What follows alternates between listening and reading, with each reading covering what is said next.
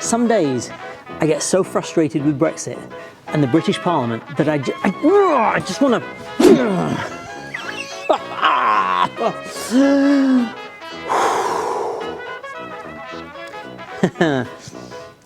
But that's not the kind of guy I am. So thankfully,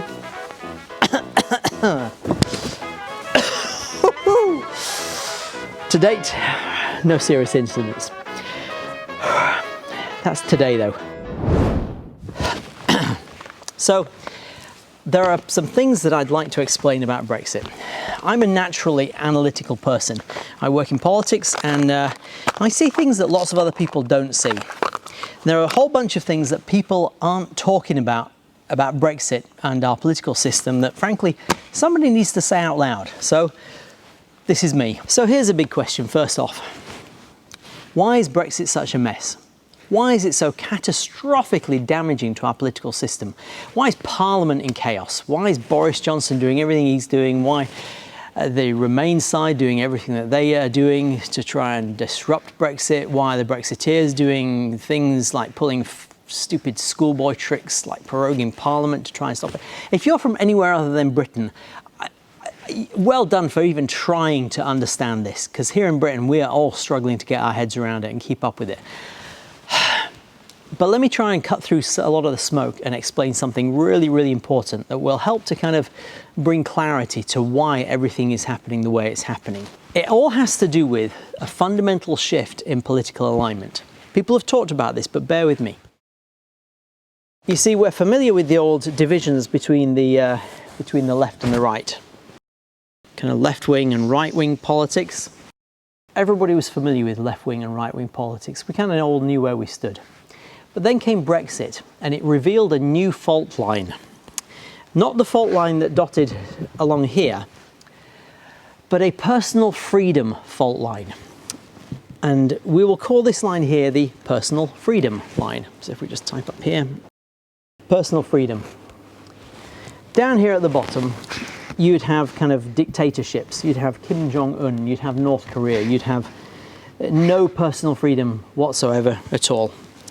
Up here, you have a secret third option that nobody ever told us about. Why did they never tell us about it? Because most of us were raised in a state education system that was governed by either a left-wing or a right-wing government at any one given time. And here's the thing. No government will ever give its citizens the education that they need to overthrow it. There is a secret third option. This one isn't really an option down here. That's not an option. That's dictatorship. Nobody would choose that unless you were the evil dictator. But there's a secret third option that is down here. We'll call this this is authoritarianism. All right, that down at the bottom. That's a very, very important word. So excuse my handwriting, but that says authoritarianism. The opposite of authoritarianism is something that most people don't know about. It's something called libertarianism. It's to do with personal freedom. The more personal freedom you have, the more liberty you enjoy. So libertarianism is the opposite of authoritarian. Now, you can have left-wing authoritarian and right-wing authoritarian governments because fundamentally it's almost like a circle that eventually, the more authoritarian a state becomes, it doesn't matter whether it's left-wing or right-wing, it fundamentally ends up controlling all of your life. But up here, libertarian up here, this is something that we don't get told about. We don't get told about because our more or less authoritarian left-wing and right-wing politicians don't want us to know about this.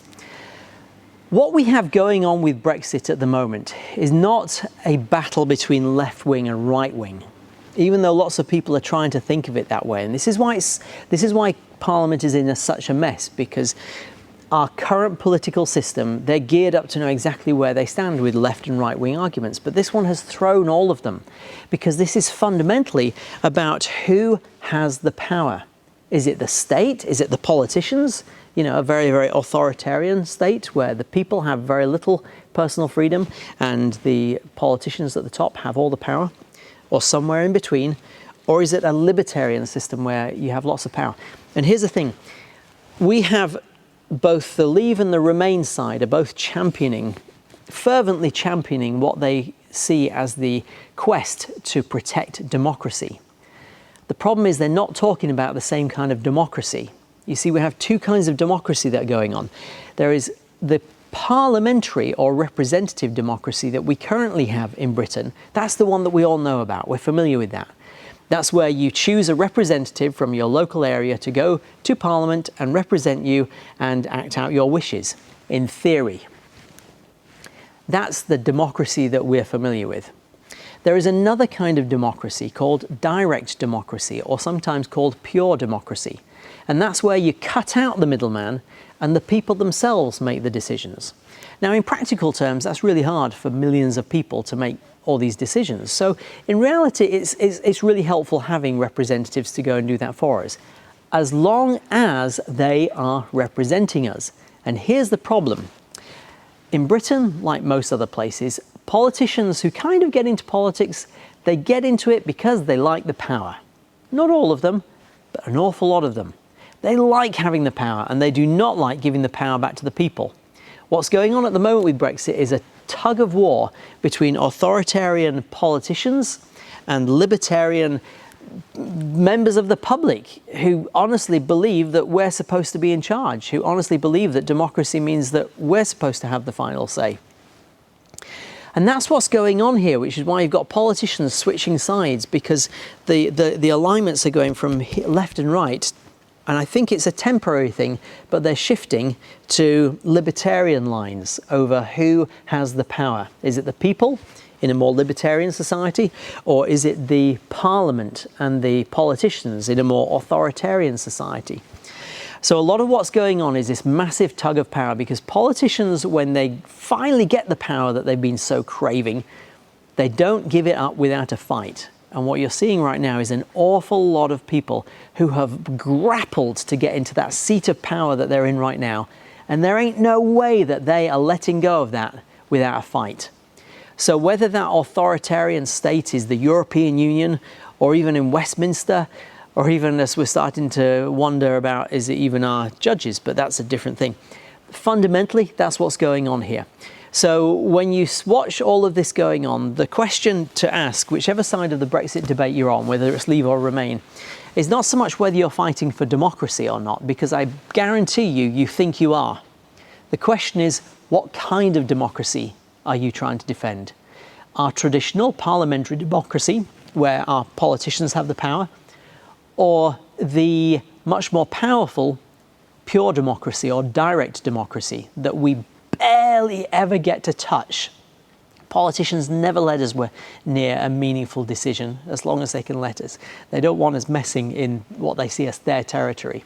And we had a referendum and they didn't like the result, and now they're doing everything they can to destroy it. This is a very, very important thing. Anyway, thanks for listening. If you watched this long, thanks. I'm off now. This is the end of my day. I've been working for hours and hours and hours today, and since everybody has gone home, I thought, hey, let's film this. See you next time.